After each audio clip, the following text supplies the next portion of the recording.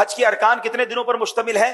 5। पहला कौन सा है? 8, दूसरा 9, तीसरा 10, 11 और 12। ये 5 अय्याम आपने याद रखने हैं। 8 जुल्हिज्जा, 9 जुल्हिज्जा, 10 जुल्हिज्जा, 11 जुल्हिज्जा, 12 जुल्हिज्जा। 8 जुल्हिज्जा का दिन हमने गुजारना है मिना में। वहां पढ़ेंगे 5 नमाजें। 5 नमाजें मिना में पढ़ना सुन्नत है।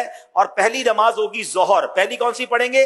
फिर असर, फिर मगरिब, अगली इशा और फिर फजर। ये फजर की नमाज हम अदा करेंगे तो ये कौन सी तारीख हो जाएगी?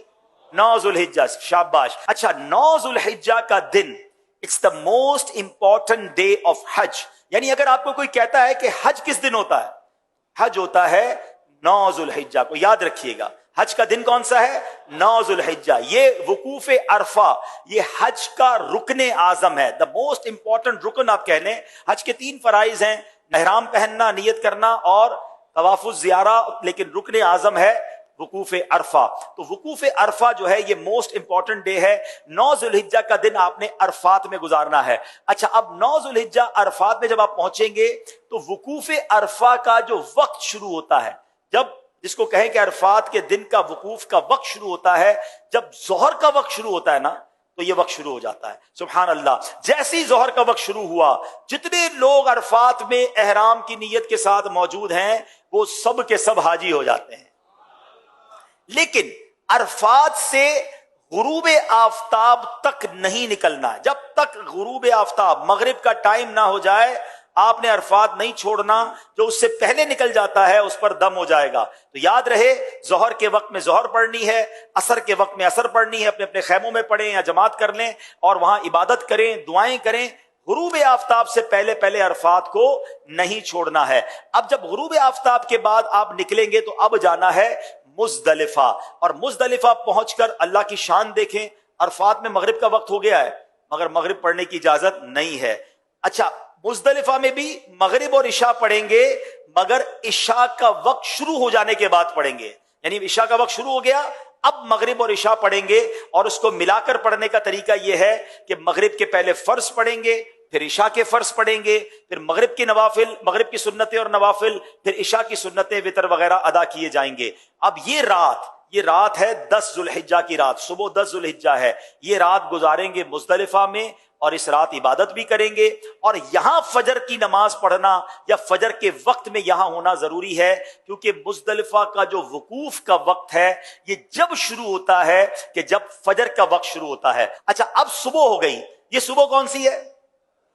कौन सी तारीख हो गई? 10 जुल्हिज्जा। पाकिस्तान में क्या होता है? कौन सी ईद होती है? बकरा ईद। हाजी देखो कैसे कमाल की ईद मना रहा होता है। लोग अच्छे अच्छे कपड़े पहने हैं, खुशबू लगाए घूम रहे होते हैं, एक दूसरे से ईद मुबारक कर रहे होते हैं। हाजी के एहराम भी मैला, उसके बाल भी बिखरे हुए, उसकी आंखें भी नींद से, थकन से चूर है। ये कैसी ईद है?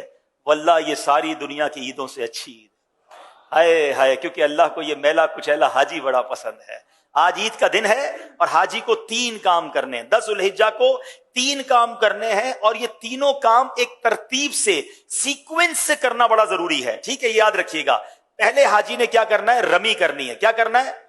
इसको रमी करनी है शैतान को कंकरियां मारनी है, बड़े शैतान को। उस दिन एक ही जमरे को, एक ही शैतान को कंकरियां मारनी है, 7 पत्थर मारने हैं। रमी करने के बाद हाजी ने क्या करनी? कुर्बानी। क्या करनी है? अच्छा, रमी कर ली तो कुर्बानी, जो भी करने वाला उसको बताएंगे मैंने रमी कर ली, वो उसकी कुर्बानी हो जाएगी। कुर्बानी हो गई तो उसके बाद हाजी ने हलक करवाना है या कसर करवाना है, तकसीर करनी है, बाल उतरवाने हैं। अब वो एहराम से फारिग हो गया। जनाबे वाला कितने दिन हुए हैं? 2.25 दिन तो हुए हैं। 10 जुल्हिज्जा 8 को तो एहराम बांधा था और 10 को फारिग हो गया। ठीक है, तो नो टेंशन एट ऑल। अब सारी पाबंदियां खत्म हो गई हैं एहराम की। खुशबू भी लगाएं, सिले हुए कपड़े भी पहने, एंजॉय करें। सिर्फ एक पाबंदी बाकी है जो मर्द और औरत की पाबंदी है। अब जब तवाफुज ज़ियारा कर लेंगे वो पाबंदी भी खत्म हो जाएगी। तो टेंशन एहराम की नहीं लेनी है। 2.5 डेज, 2.25 दिन, 2.5 दिन में आप एहराम से ऑलमोस्ट फारिग हो जाएंगे। अब आपका एक बड़ा फर्ज बाकी है और वो क्या है?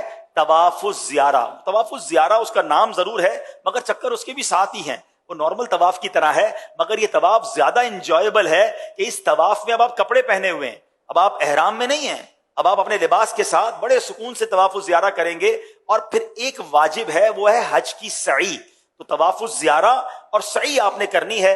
तवाफुज ज़ियारा का जो टाइम है वो 10 को भी कर सकते हैं, 11 को भी कर सकते हैं, 12 की गुरूब आफताब से पहले पहले करना है। तीसरी ईद को मगरिब की नमाज का वक्त शुरू होने से पहले पहले किसी भी वक्त तवाफ ज़ियारा किया जा सकता है, ठीक है। और जो सई है, जो तवाफ ज़ियारा के बाद करने वाली हज की सई है, वो आप कभी भी कर सकते हैं, 12 के बाद भी कर सकते हैं, लेकिन आप बेहतर है कि तवाफ ज़ियारा के साथ कर लें ताकि एक चीज कंप्लीट हो जाए। अब 11 और 12 ज़ुल्हिज्जा में दो मजीद आपने काम करने हैं। वो क्या करने हैं? आपने जमरात की रमी करनी है और उसमें 3-3 शैतानों को कंकरियां मारनी हैं और हर शैतान को 7-7 कंकरियां मारनी हैं। तो जब 3 शैतानों को 7-7 कंकरियां मारेंगे तो कितनी मारेंगे? 21 कंकरियां 11 ज़ुल्हिज्जा को भी मारेंगे और 21 कंकरियां 12 ज़ुल्हिज्जा को भी मारेंगे। Very good. अच्छा, अब 11 और 12 में जमरात की रमी का वक्त शुरू कब होता है? याद रहे, जैसे ही जोहर का वक्त शुरू होता है ना, जमरात की रमी का वक्त भी शुरू हो जाता है। तो जोहर के बाद से लेकर अगले दिन सुबह सादिक तक आप कभी भी रमी कर सकते हैं। चले जनाब, हज के 5 अय्याम पूरे हो गए, अब भी खुद भी याद कर लो, दूसरे हाजियों को भी बताना।